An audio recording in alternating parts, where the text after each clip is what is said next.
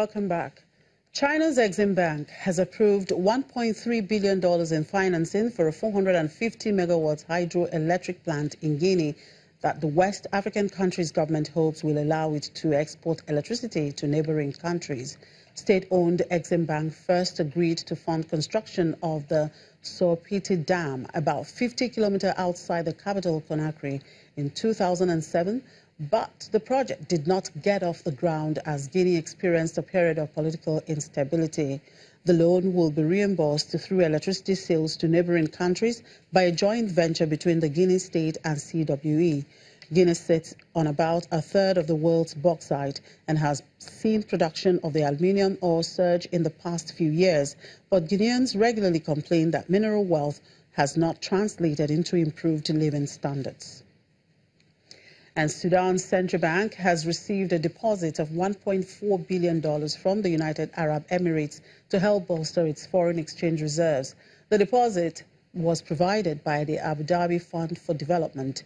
Sudan has suffered an acute currency shortage in recent months, hurting imports and largely limiting dollar trading to an increasingly expensive black market for hard currency.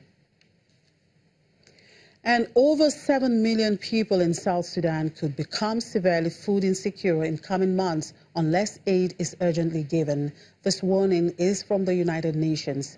Many who are on the brink of starvation are surviving on weeds and water lilies. The crisis has been fueled by conflict that broke out in the country in 2013.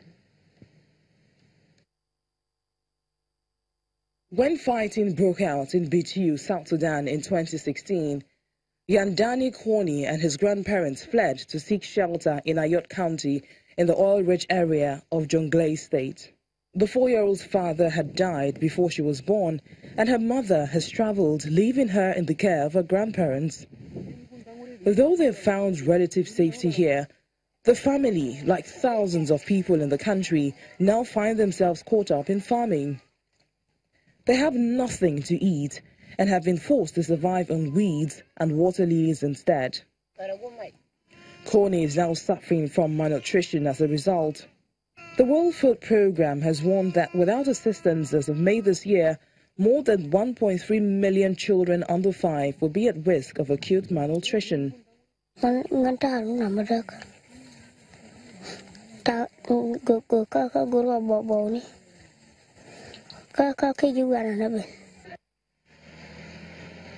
disaster is largely man-made. Oil-rich South Sudan plunged into civil war in 2013 after President Salva Kiir fired his deputy Riek Machar. Since then, fighting has fractured the country along ethnic lines, inflation has sharply increased the war, and drought have paralyzed agriculture. UN officials say almost 2/3 of the population will need food aid this year to stave off starvation and malnutrition as aid groups prepare for the toughest year on record. About 4 million South Sudanese have been forced to flee their homes. Nearly 1.9 million are internally displaced, and about 2.1 million have fled to neighboring countries. Conflict in South Sudan has been going on for quite a long time. The last spike was in 2014, but still we're getting about 1,000 people coming in every month.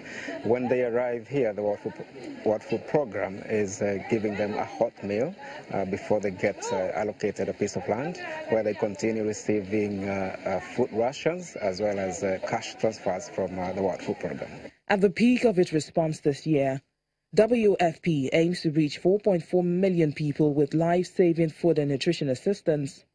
The agency plans to preposition 140,000 metric tons of food and nutrition supplies, 20% more than in 2017, in more than 50 locations across the country.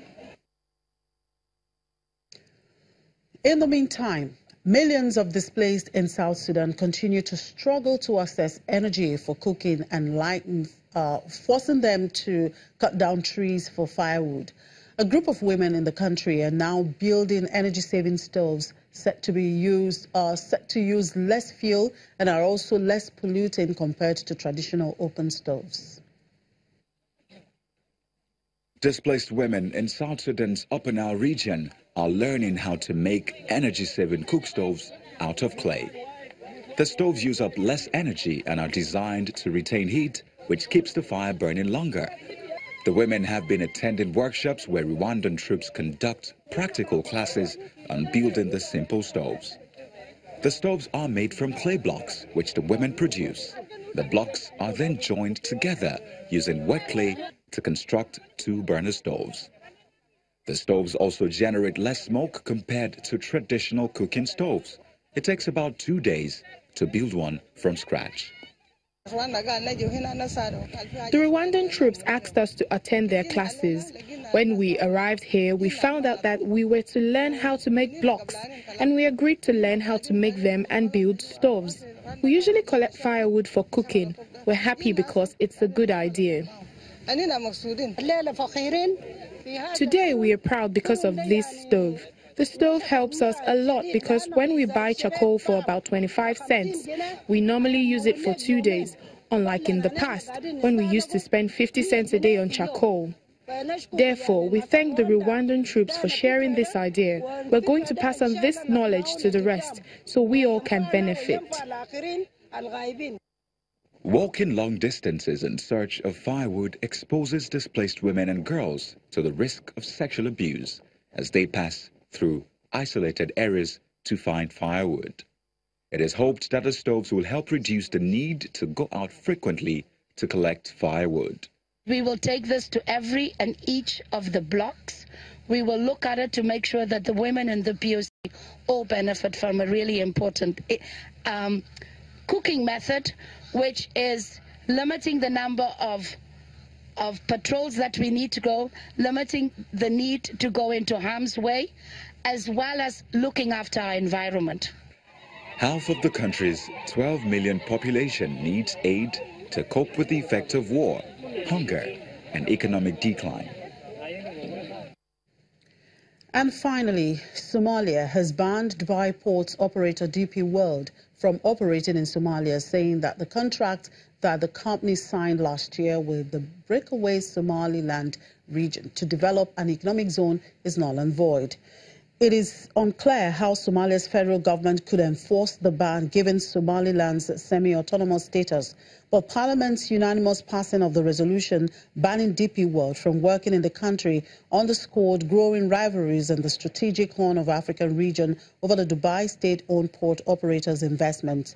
Somaliland's small port of Berbera exports camels to the Middle East and imports food and other items. It also provides some transport links for neighboring Ethiopia, a landlocked country that has friendly relations with the breakaway region.